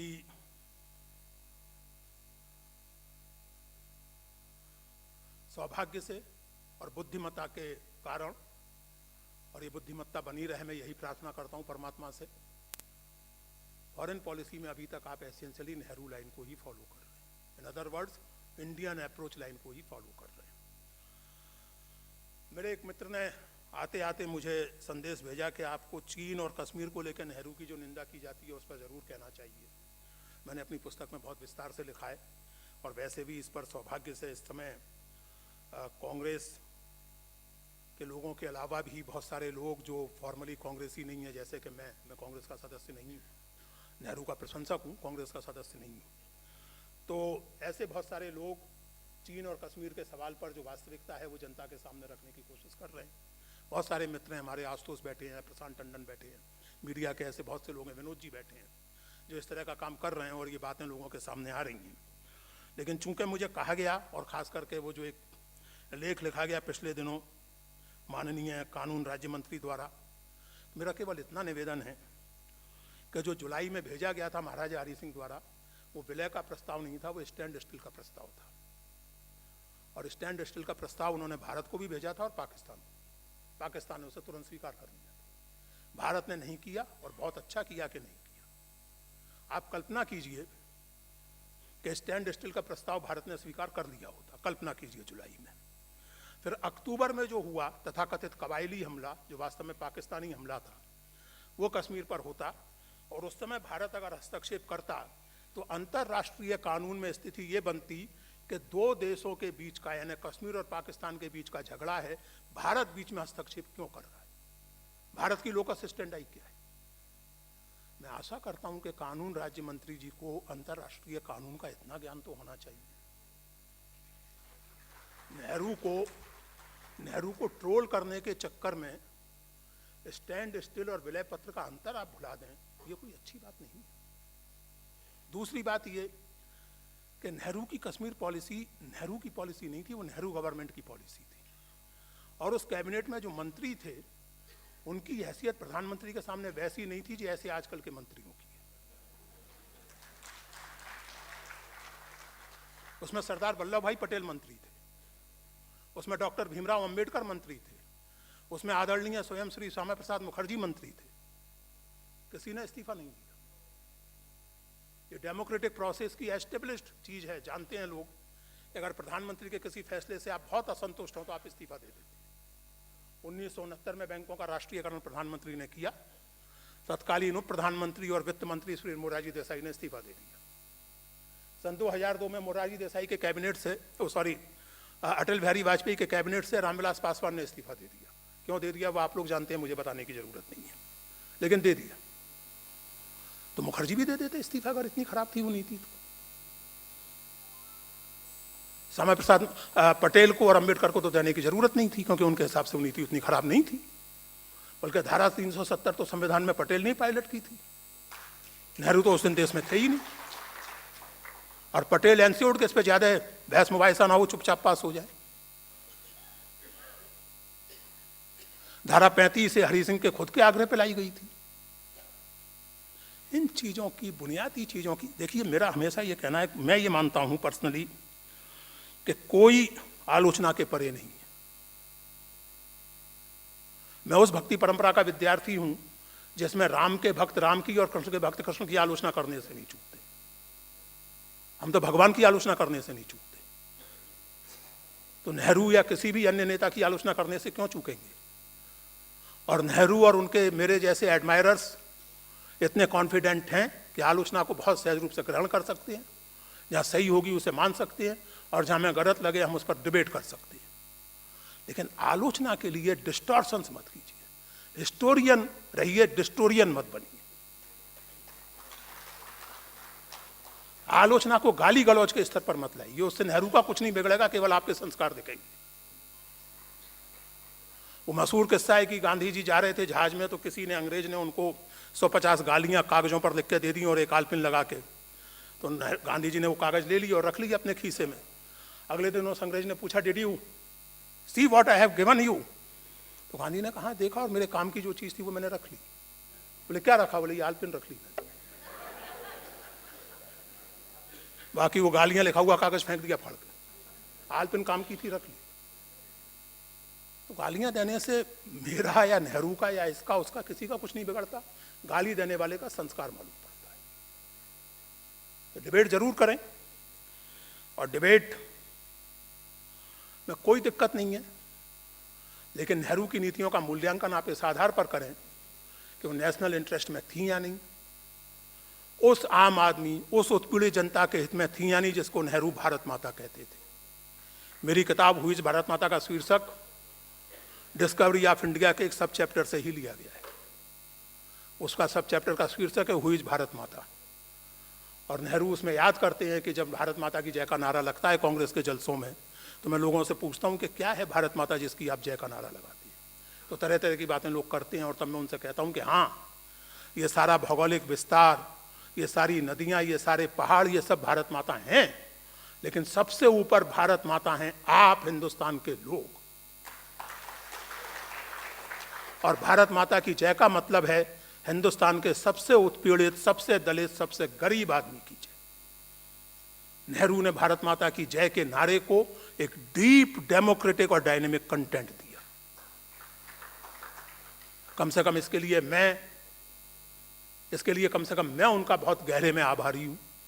और मैं चाहता हूं और मैं मानता हूं कि डिबेट हो, नेहरू पर हो, सब पर हो, लेकिन उसका टच स्टोन, उसकी कसौटी ये हो कि नेहरू की नीतियां इस अर्थ में भारत माता के अनुकूल थीं या प्रतिकूल। धन्यवाद मित्रों।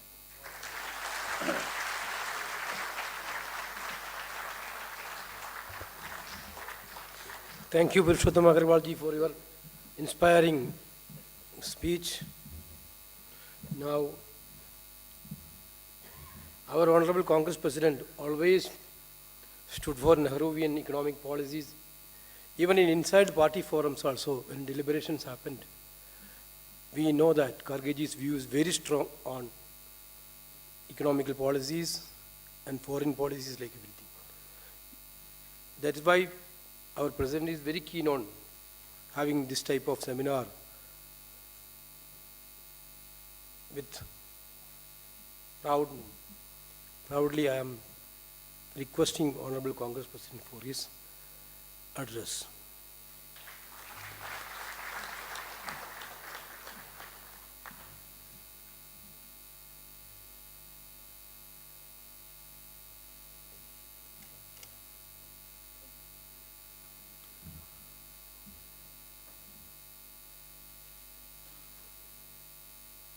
पंडित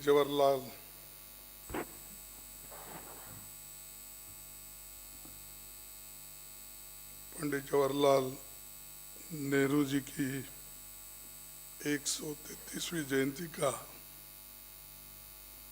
आज प्रोफेसर पुरुषोत्तम अग्रवाल बहुत डिटेल से अपनी बात को रखें और श्री वेणुगोपाल जी इसका आयोजन भी किए हैं। लेकिन जब प्रोफेसर बोलते हैं तो स्टूडेंट सुनते हैं, तो हम सभी स्टूडेंट हैं, सुने।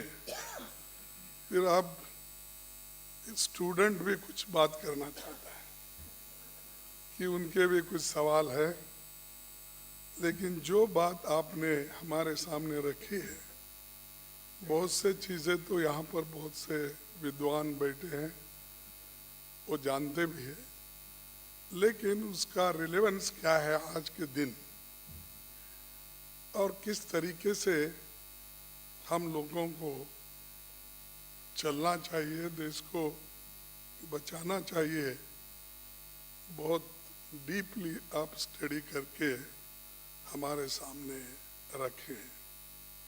मैं ज़्यादा वक्त नहीं लेता कि बहुत सी बातें आपने तो कही है, लेकिन मैं एक कांग्रेस पार्टी के अध्यक्ष के नाते मैं अपना पॉलिटिकली कुछ विषय आपके सामने रखना चाहता हूँ।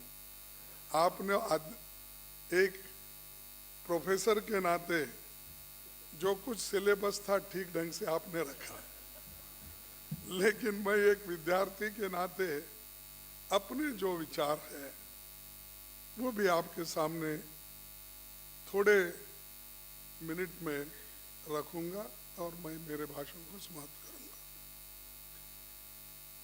आधुनिक भारत के निर्माता, विश्व के महान नायक और स्वाधीनता सेनानी पंडित जवाहरलाल नेहरू जी, उनकी ये जयंती आज हम मना रहे हैं। इसके तहत कांग्रेस पार्टी ने नेहरू मेमोरियल लेक्चर में खासकर पहले 3 मूर्ति में किया जाता था, वहाँ पर ये विचार रखने के लिए एक मौका था और लोग, जैसा आज प्रोफेसर अग्रवाला जी ने अपना बात को रखी थी, वैसे सालों से वहाँ पर रखते हैं। लेकिन आज की सरकार वहाँ पर उनके मेमोरियल के बारे में हो या उनके विचार को रखने के लिए वो जगह भी नहीं दे रही। बात तो सुनने की छोड़िए, विचार तो सुनने का छोड़िए, कम से कम जगह भी नहीं दे रहे अपने विचार रखने के लिए। और ये क्यों ऐसा हो रहा है कि आज का जो माहौल है और आज की जो सरकार है, ये तो डेमोक्रेटिक सरकार नहीं है, क्योंकि हर बात को तो डेमोक्रेसी की बात करते हैं, लेकिन उस विचारधारा पे नहीं चलते, ये मुश्किल है। और कहीं भी जाने दो, एक कॉमन डायलॉग है उनका, भाइयों और बहनों, 70 साल में आपने क्या किया, ये कॉमन है। आप कहीं भी जाओ, इलेक्शन में जाओ, सेमिनार में जाओ और किसी उनके पार्लियामेंट में, कहीं भी, क्योंकि मैं भी 7-8 साल उनका सुन सुन के ऐसा हो गया, कभी मेरे को भी ऐसा होता है, भाइयों और बहनों बोलने की आदत आती है। तो ये सिर्फ भाइयों और बहनों कहने की बात नहीं है। अरे भाई, तुमने इस देश के लिए क्या किया वो बताइए, और हमने क्या नहीं किया वो भी बताइए, हम उसका उत्तर देंगे। अब जैसा कि लाइफ एक्सपेक्टेंसी का बात उन्होंने किया, अब लिटरेसी प्रोग्राम की बात करो, जब आज़ादी के पहले क्या परसेंटेज था, आज कितना है। इकोनॉमी की बात करो, पहले कितने डॉक्टर्स थे, आज कितने डॉक्टर्स है, उसकी बात करो। पहले कितने इंजीनियर्स थे, आज कितने इंजीनियर्स से बात करो। पहले कितने इरिगेशन प्रोजेक्ट्स, कितने एकड़ को पानी मिलता था, कितने एकड़ में लोग किसान पानी लेते थे, उसकी बात करो। एक डैम तो नहीं बनाया, अब जो भाखरा नंगल डैम, हीराकुड, कृष्णा, नागार्जुन, ये सब कुछ बने कांग्रेस के जमाने में, और पंडित जवाहरलाल नेहरू जी के दूरदृष्टि से बने।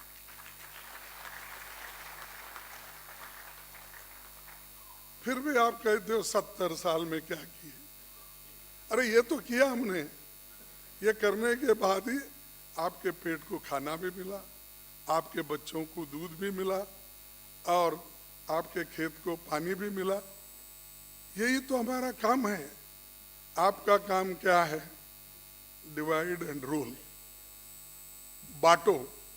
इसीलिए तो राहुल गांधी जी देश जोड़ो का यात्रा, ये पद यात्रा जो कर रहे हैं, इसीलिए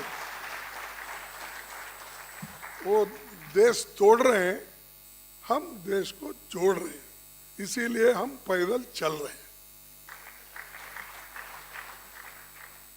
लेकिन एक अच्छी बात ये भी हो रही है कि बहुत से पढ़े लिखे लोग अब जान रहे हैं, क्योंकि रोज उठते ही वो कांग्रेस को ही गालियां देते हैं।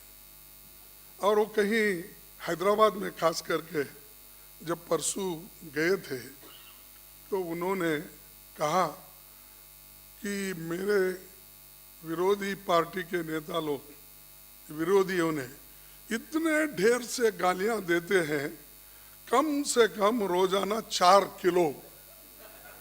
ये मेरे बात नहीं है, अब उन्हीं की बात है। ढेर सारे 4 किलो रोज गालियां खाता हूं मैं। अरे ये प्रधानमंत्री जी, इस देश के प्रधानमंत्री जी ये कहते हैं कि मैं इतनी गालियां खाता हूं 4 किलो।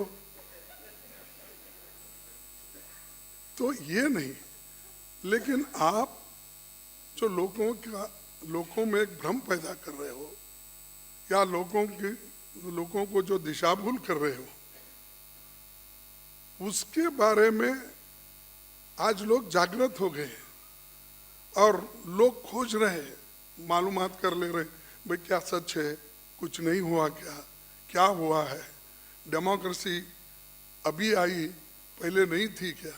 ये सारी चीजों के बारे में लोग अब सोच रहे हैं, नौजवान लोग भी सोच रहे हैं। और खास आरएसएस का तो हमेशा यही है कि फिलॉसफी कि सिर्फ धर्म के नाम पर देश को बांटना। खैर बड़े बड़े लोग तो लूटते रहते हैं, उनकी कोई बात नहीं करता, और वो पूरे बैंकों को लूट के तो विदेश में जाके बैठे और रोज हमारी बात करते हैं, तुमने वो किया, तुमने ये किया। अरे भाई बताओ तो सही। मैं पार्लियामेंट में बहुत बार स्टार्ट क्वेश्चंस डालते रहता हूँ, क्योंकि मुझे हमेशा चेयरमैन बुला के कहते हैं कि भाई आपको कभी भी मौका मिलता है आप क्यों क्वेश्चन डालते हैं, आपका भी अनुभव है कि क्यों आप डालते हैं, आपको तो रूटीन कोर्स में उठ के बात कर सकते हैं। तो हमको एक ही रास्ता रहता है कि रियलिटी अगर खोजना है तो हम लोग स्टार्ट क्वेश्चन डालते हैं, इंफॉर्मेशन में उसी इंफॉर्मेशन के मुताबिक राज्यों में और सेंट्रल गवर्नमेंट में और सिविल सर्विस वैकेंसीज, ये सबको, डिफेंस, रेलवेज, ये सबको लेके अगर उसका एक टोटल बनाएंगे, आंकड़े लेंगे, प्रोफेसर साहब 30 लाख वैकेंसीज है इस देश में। मैं एक जगह की नहीं, सेंट्रल गवर्नमेंट से लेकर एडेड इंस्टीट्यूशंस को जो एड देते हैं और जो स्कूल से, इस सब का वैकेंसी का आंकड़ा हमने लिया, 30 लाख वैकेंसीज है। और वही वैकेंसी में से प्रधानमंत्री जी 75,000 के एक लेटर तैयार करते हैं नौकरियों का। अरे 30 लाख तो नौकरियां हैं, उसमें 75,000 लोगों को आप अपॉइंटमेंट ऑर्डर दे रहे हैं। आपके जो अब 8 साल में 16 करोड़ नौकरियां कहां गए, वो कहीं दिख रहे नहीं। तो ऐसा झूठ पे झूठ, झूठ पे झूठ वो बोलते जा रहे हैं। और उसके अलावा भी इस गवर्नमेंट का और एक है कि हमारे में ही एक कांग्रेस के नेताओं में भी उसको या तो इसको उसकी तारीफ करना, इसको कमजोर करना, किसी और को कुछ कहना, ये हमेशा वो करते हैं। और जो उनके दिल में आता है तो उस वक्त एक विषय पर छोड़ देते हैं। कभी बोस जी को कांग्रेस ने निगलेक्ट किया, कभी ये कहते हैं पंडित सरदार वल्लभ भाई पटेल जी को इन्होंने निगलेक्ट किया, कभी ये भी कहते हैं ये तो लोग गांधी जी को मानते ही नहीं। तो ये सारी चीजें वो कहते हुए, बोलते हुए अब तक आए हैं और आगे भी वो बोलते रहेंगे।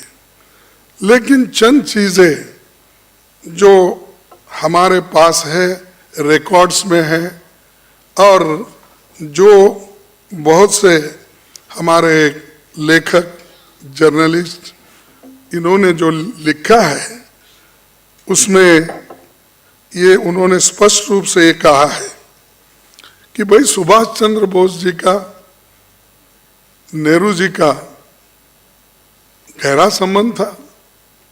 उतना ठीक है, विचार अलग अलग हो सकते हैं, लेकिन देश के हित में वो दोनों एक थे। और एक कोट मैं करता हूं, जो सुभाष चंद्र बोस जी ने ऑस्ट्रिया से एक खत जवाहरलाल नेहरू जी को लिखा था। Among the front rank leaders of today, you are the only one to whom we can look up to the leading the Congress in a progressive direction. Moreover, your position is unique, and I think even Mahatma Gandhi will be more accommodating towards you than towards anybody else. I earnestly hope you will fully utilize strength of your public position. यानी ऐसा इतनी आत्मीयता थी और उन्होंने ये सलाह दिया कि आपकी सर्विसेज की मेरे जरूरत है। आगे उन्होंने ये भी कहा 1938 में कि जब नेताजी कांग्रेस अध्यक्ष बने और उन्होंने प्लानिंग कमेटी बनाई और नेहरू जी को चिट्ठी लिखकर कहा, you can not imagine how I missed you all these months. इस चिट्ठी में उन्होंने नेहरू जी के प्लानिंग कमेटी का अध्यक्ष बनने का आग्रह किया। I hope you will accept the chairmanship of the national committee. You must if it is to be a success. Pandit Nehru ने ना सिर्फ इसे स्वीकार किया, इसको स्वीकार करके 29 सब कमिटीज उन्होंने बनाई, इंडस्ट्री पे, एग्रीकल्चर पे, वुमेन वेलफेयर पे, सारी चीजों पे बना के उन्होंने उस वक्त कांग्रेस को सौंपी। उसी आधार पर उन्होंने आगे प्लानिंग कमीशन का भी गठन किया। जब आजादी मिली और जब प्रथम प्रधानमंत्री बने तो उन्होंने प्लानिंग कमीशन लाए। अब उस प्लानिंग कमीशन का नाम भी बदल दिया, अब नीति आयोग। अरे जिसमें नीति ही नहीं है वो क्या आयोग? तो ये इनका सिर्फ नाम बदलो, काम नहीं। अरे काम करके उसका नाम बदलो, ठीक है। क्योंकि मुझे ये हंसने की बात नहीं है, ये रियलिटी है। मैं जब रेलवे मिनिस्टर था, कम समय था, तब मैंने क्या किया कि एक बार वाराणसी गया था, वहाँ पर ये इंजन फैक्ट्री है, तो उस इंजन फैक्ट्री देखने के लिए गया था। तो वहाँ पर एक कर्नाटक के स्वामी मिले, वो लिंगायत स्वामी वीरशैव के मठ है उनका। तो उन्होंने कहा कि खड़गे जी, आप तो ज़्यादा मठों में नहीं आते, लेकिन आपसे हम विनती करते हैं कि आप आइए। मैंने कहा कि इतने दूर से मैसूर का स्वामी है, अगर नहीं भी गया तो फिर गांव तमाम में कहेंगे कि मैंने उसको बुलाया, उन्होंने नहीं आया। तो मैंने स्वीकार किया, गए। तब उन्होंने कहा, मल्लिकार्जुन, हमारे मैसूर से काशी को एक ट्रेन नहीं है। तो मैं फौरन अपने लोगों को 8 दिन में बुलाकर मैं कहा कि जो भी लोग काशी जाना चाहते हैं तो उनको एक ट्रेन तैयार किया जाए और शुरू किया जाए। मैं उसको ग्रीन फ्लैग दिखाकर प्रारंभ कर दूं। तो उन्होंने मान लिया। हमारे ऑफिसर्स भी बहुत ठीक थे, अच्छे थे। तो मैंने ये कहा कि सिर्फ काशी को ही नहीं, वैष्णो देवी तक भी एक पहुंचाएंगे, क्योंकि आगे मनमोहन सिंह जी ने पैसे देकर जम्मू एंड कश्मीर में बहुत बड़ा टनल खुलवाकर वहाँ तक भी हमारी ट्रेन जाने के लिए उन्होंने एक रूपरेखा डाल के उसको कंप्लीट कर दिए थे। तो मैंने कहा कि भाई वाराणसी को एक दो और वैष्णो देवी को एक दो, और हमारे मध्य प्रदेश राजस्थान में हमारे जो अजमेर को एक दो। मैंने एक ही महीने में 3 ट्रेन छोड़ दी। और अब परसों 3 दिन पहले मोदी जी गए और वहां पर ऐलान किया उन्होंने कि मैं बेंगलुरु से वाराणसी को ट्रेन छोड़ रहा हूं। अरे मैं छोड़ के आया, अरे मेरे जमाने में शुरू हो गई। और वो हरी झंडा बताकर वो बोल रहे कि मैं किया। आप पूछ लीजिए किसी से भी, ये मेरा कहना नहीं है और ये मैं पॉलिटिकली नहीं कह रहा हूं।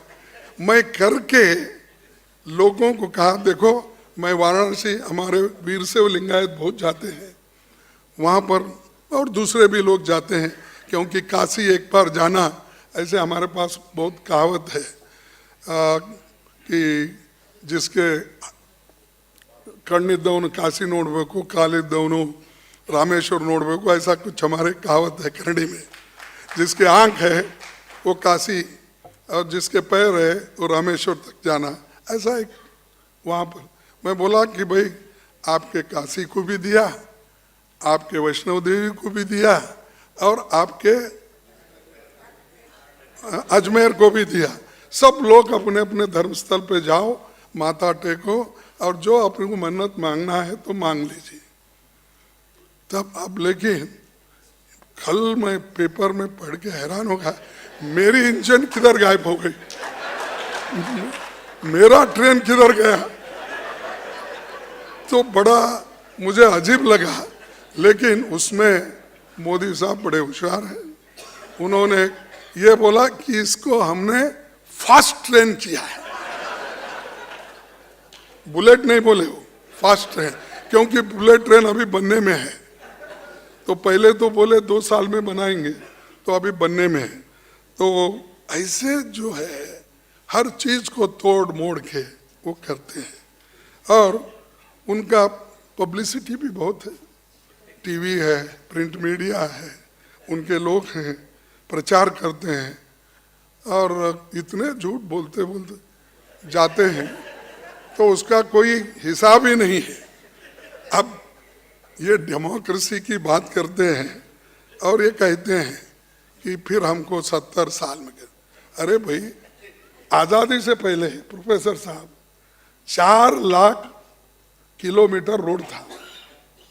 अब 14 तक की बात करता हूं मैं, 2014 तक की, तो अब 54 लाख किलोमीटर रोड है। ये किसकी देन है फिर? तो वो ये सब भूल जाते हैं। वो जो पहले सिंगल लेन था डबल हो गया, बहुत से जो डबल था उसको 4 कर दिए, 4 लाइन कर दिए। ये हमारा है। अरे बुनियादी तो हमारा है, लैंड हमारा है।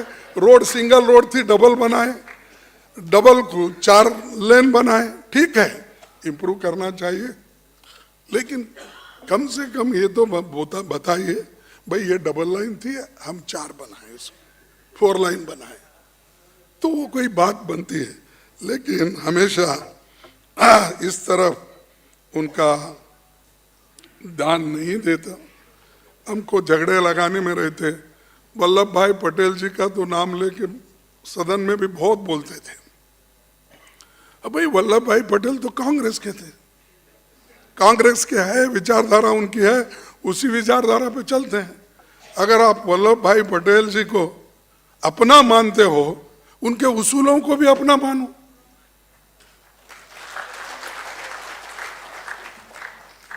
और वल्लभ भाई पटेल जी ने ये कहा कि ये लोग, चंद लोग जो झगड़ा लगाते हैं या इधर से उधर बात बोलते हैं, इसमें बहुत से लोगों को मिसअंडरस्टैंडिंग होती है। तो इसलिए उन्होंने ये कहा था 14 अक्टूबर 1949 को सरदार पटेल जी ने नेहरू जी के जन्मदिन पर लिखे बधाई पत्र में कहा था, उसमें होगा शायद, कुछ स्वार्थ प्रेरित लोगों ने हमारे विषय में भ्रांतियां फैलाने की कोशिश की है और कुछ भोले व्यक्ति उन पर विश्वास भी कर लेते हैं, लेकिन वास्तव में हम लोग आजीवन सहकारियों और बंधुओं की भांति साथ साथ काम करते रहे हैं। अवसर की मांग है, मांग के अनुसार हमने परस्पर एक दूसरे के दृष्टिकोण के अनुसार अपने को बदला है और एक दूसरे के मतामत, डिफरेंस ऑफ ओपिनियन का हमेशा सम्मान किया है, जैसा कि गहरा विश्वास होने पर ही किया जा सकता है। ये है सरदार वल्लभ भाई पटेल के शब्द। अब बताइए, ये लोग बोलते हैं सरदार वल्लभ भाई पटेल को कांग्रेस ने निगलेक्ट किया, नेहरू जी ने वैसा किया, फलाने ने निगलेक्ट किया। तो ये हमको बताना है। इसीलिए तो प्रोफेसर साहब ने कहा विचार, आचार और प्रचार, ये तीनों रहना चाहिए। आपके विचार भी होना चाहिए, अब विचार का आप भी अनुष्ठान करना चाहिए, फिर उसका प्रचार भी होना चाहिए।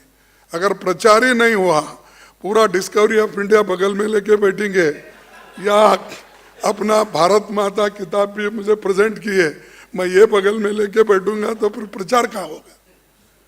हम बाहर आना चाहिए, कहना चाहिए, सच को सच कहना चाहिए, चाहे कितने भी मुश्किलात हो। अगर हम नहीं करेंगे तो आगे के पीढ़ी को आप नहीं बदल सकते, आगे की जनरेशन को आप हिफाजत नहीं कर सकते, आगे की डेमोक्रेसी को बचा नहीं सकते, संविधान को बचा नहीं सकते। अगर इसको बचाना है, आपके आज़ादी को बचाना है, आपके फ्रीडम ऑफ स्पीच को बताना है, यहाँ सर्वधर्म के लोग एक होना है, सेक्युलर बन के रहना है, तो हमको डरना नहीं, जो कुछ बोलना है वो बोलना चाहिए। अगर नहीं बोलेंगे, मुझे बोले तो क्या होता कि मेरे को कहे तो क्या, अरे क्या होने का होता है अगर आपका विश्वास उन उसूलों पे है तो इसीलिए मैं और ज़्यादा वक्त नहीं लेना चाहता, क्योंकि ये जो देश आज़ाद पंडित जवाहरलाल नेहरू जी, महात्मा गांधी जी और हमारे अबू कलाम साहब और सारे सरदार पटेल जी, सभी ने कोशिश की अपने अपने ढंग से। मैं सारा नाम यहाँ पर प्रस्ताव नहीं करना चाहता हूँ, क्योंकि जब आज़ादी हमको मिली तो बहुत से लोग ये भी बोलते थे कि कितने दिन ये चलने वाली। चर्चिल ने मजाक उड़ाया था कि ये डेमोक्रेसी इंडिया में बहुत दिन चलने वाली नहीं, 5 साल में ख़त्म हो जाएंगे, इनके पास है क्या। लेकिन उसी इंडिया ने पंडित जवाहरलाल नेहरू जी के वक्त एक थर्ड फोर्स के नाते नॉन अलाइनमेंट का जो मूवमेंट किया, वो एक लीडर बोल के उभर के आए। हम एक लीडर बने सारे देश के, जो राइटिस्ट थे, जो लेफ्टिस्ट थे, हम बीच में उभर के। हमारे डी राजा देख रहे हैं हमारे तरफ, हम बीच में है बोले तो देख रहे जरा। तो ये जो चीजें हैं इसको हमने करके दिखाया, करने के बाद हम उसका बनाए कह रहे हैं। लेकिन आज की सरकार सिर्फ बोलते रहती है, और खासकर उनकी विचारधारा इस देश के लिए मारक है। ये हम ध्यान में रखना चाहिए, और इसके लिए हम सभी लोग मिलके काम करेंगे। और नेहरू जी का आखिरी कोट में कह के मेरे अपने भाषण को समाप्त करूंगा। उन्होंने ये कहा था कि 25 अगस्त 1945 में, so long as the world is constituted as it is, every country will have to devise and use the latest scientific methods for its protection. उन्होंने ये नहीं कहा तुम जाके गोवा में बैठो, तो साइंटिफिक विचारधारा रख के देश की हिफाजत करो। I have no doubt India will develop its scientific researches and hope Indian scientists will use the atomic force for constructive purposes. But if India is threatened, it will inevitably try to defend itself by all means at its disposal. I hope India, in common with other countries, will prevent it being used. तो एक तो करना नहीं चाहते थे, शांति तो चाहते थे, लेकिन अगर कोई हमको छेड़ता है तो भी हम टॉलरेट करने वाले नहीं हैं। ये उनका संदेश है, और बार बार कहने से नहीं होता, हम करके दिखाए। इंदिरा गांधी जी करके दिखाई, जो बांग्लादेश को लिबरेट करे, 90,000 लोगों को उन्होंने हिरासत में लिया, फिर बाद में उनको छोड़ दिए। क्या ये कम है? तो ऐसी बहुत सी बातें हैं जो कांग्रेस पार्टी ने की है, पंडित जवाहरलाल नेहरू जी ने की है, और बहुत से उदाहरण मैं दे सकता हूं, लेकिन प्रोफेसर जी के बातों में तो बहुत से चीज़ें आई हैं, तो मैं आपका ज़्यादा वक्त न लेते हुए इतना ही कहूँगा कि पंडित जवाहरलाल नेहरू जी के विचार को हमको जिंदा रखना है, उसका प्रचार करना है, और हमारे नए पीढ़ी को ये बताना है कि पंडित जवाहरलाल नेहरू जी की वजह से आज हमारा देश, ये IIT हो या इतने जो भी डेवलपमेंट हो गए हैं, या कभी मोदी साहब बाहर जाते हैं, बहुत से इंजीनियरिंग और हमारे डॉक्टर बच्चे वहाँ जाकर कहाँ से लाते मालूम नहीं, मोदी मोदी मोदी बोल के तालियां बजाते। और मैं कभी नहीं देखा, नहीं सुना मेरे 56 इयर्स के पॉलिटिकल जीवन में कि एक देश का प्रधानमंत्री दूसरे देश में जाके अब की बार ट्रंप सरकार, आप सुने कभी? अरे हमारा देश का प्रधानमंत्री दूसरे देश में इलेक्शन जाके प्रचार करते। हाँ, तो इस बार तो वो बच्चे कौन है? अरे वो बच्चे तो पढ़ लिखे, हमारे जमाने में हमारे प्रोडक्ट है। तुम्हारा तो अभी मेडिकल कॉलेज चल रहा है, वो डॉक्टर हमारे हैं, इंजीनियर हमारे हैं, और ये सब हम तैयार करें से लोगों को, उनका जो आज दिमाग खराब कर रहे हो, ये बहुत दिन चलने वाला नहीं है, एक ना एक दिन बाहर आएगा, उसके लिए हम लड़ते रहेंगे, लड़कर जीतेंगे, ये मुझे विश्वास है। बस ये बात कहते हुए मेरे 4 शब्दों को समाप्त करता हूँ। जय Hind.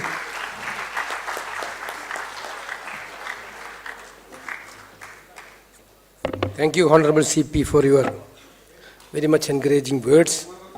Now I am requesting, our function is going to be an end, requesting Congress President to present a memento to Purushottam Agarwal ji.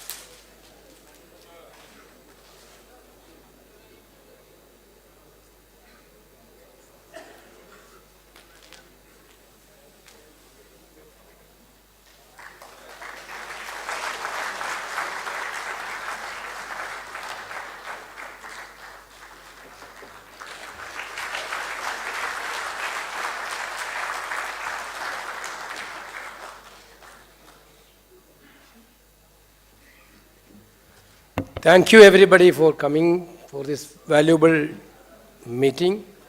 Once again, I am sincerely on behalf of All India Congress Committee, sincerely thanking each one of you, including our senior colleagues from other parties, Member of Parliaments, Congress Working Committee members, all other eminent personalities. Thank you. Jai Hind.